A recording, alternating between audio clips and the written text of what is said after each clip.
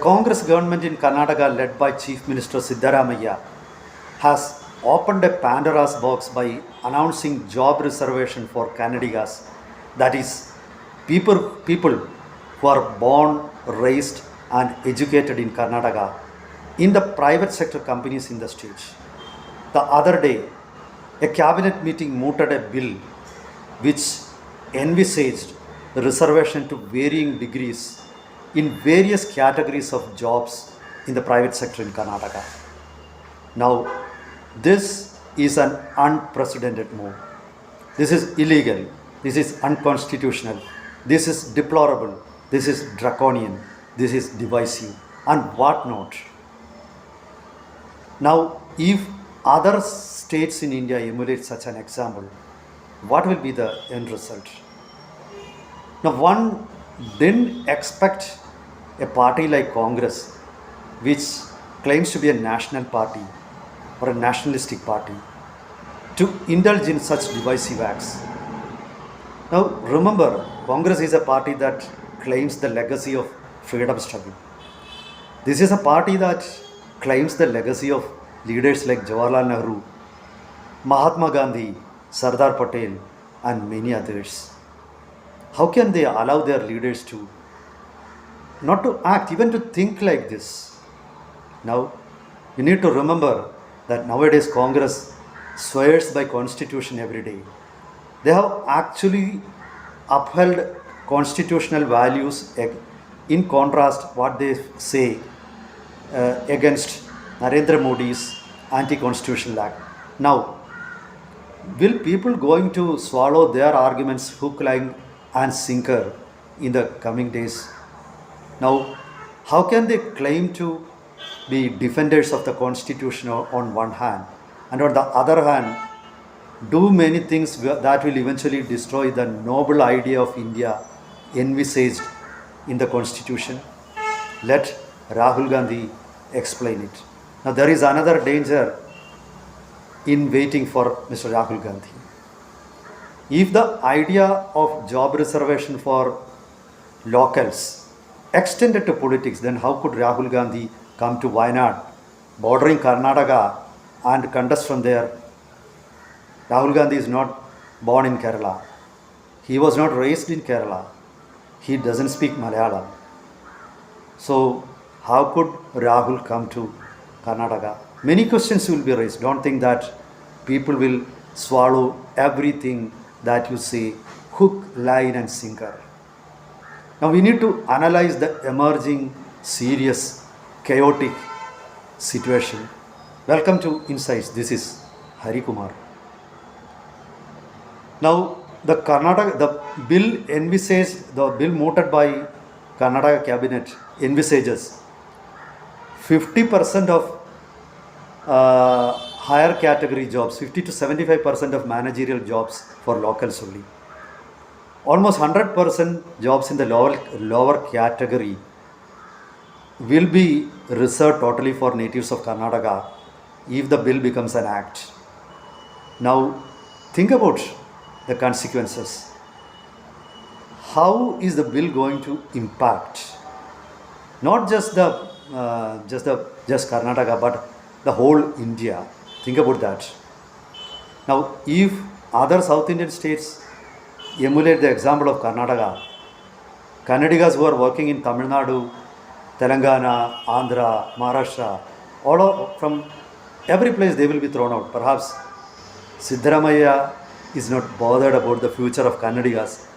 He is rather more bothered about his own future. Actually, Congress has let loose a Frankenstein that will eventually consume his own party and his own leader Rahul Gandhi, who have been rejuvenated by the recent Lok Sabha polls.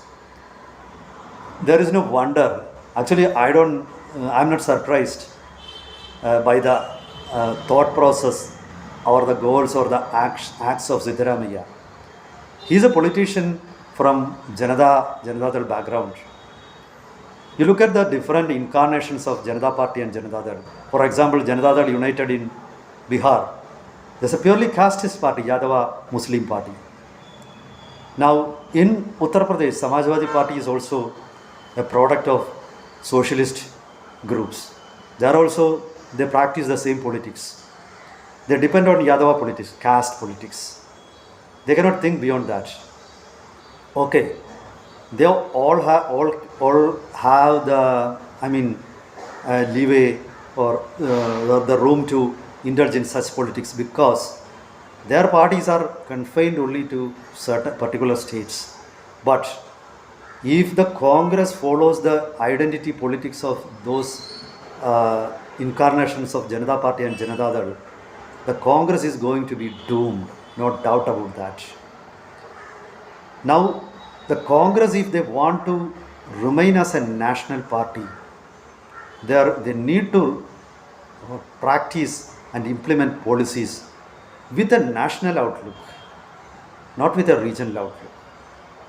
What Siddharamaiah is doing is from his own tradition, because he came to Congress from Janata Dal, from Devagowda's party just a few years ago.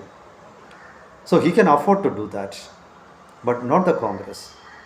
Suppose if the same policy, if people of Kerala think like that, now will Priyanka Gandhi be able to win from Wayanad, where media says she intends to contest when her brother Rahul Gandhi resigns?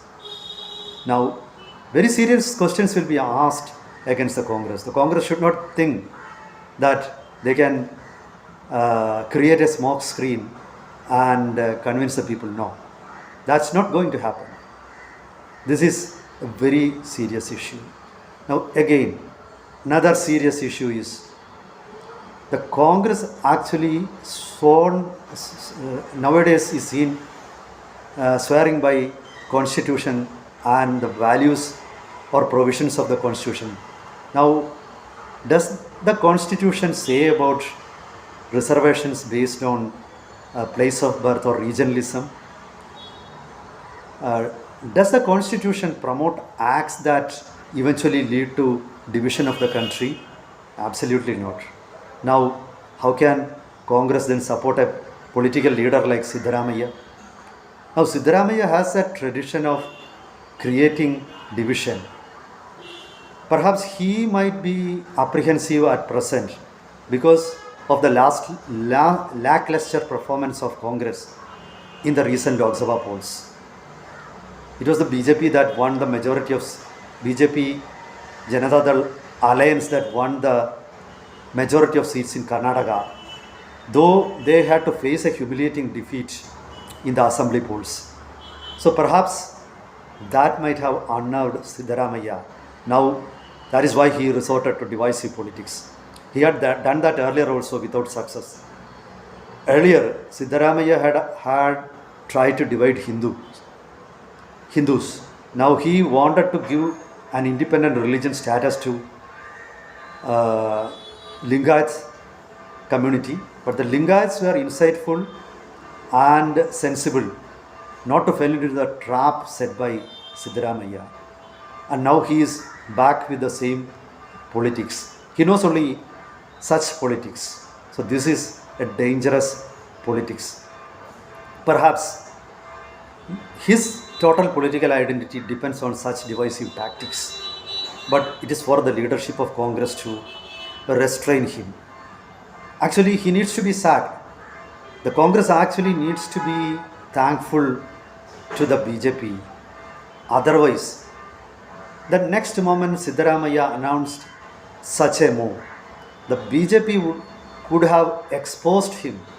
The BJP could have exposed the love of Constitution of Congress and used the same against the Congress in North Indian states.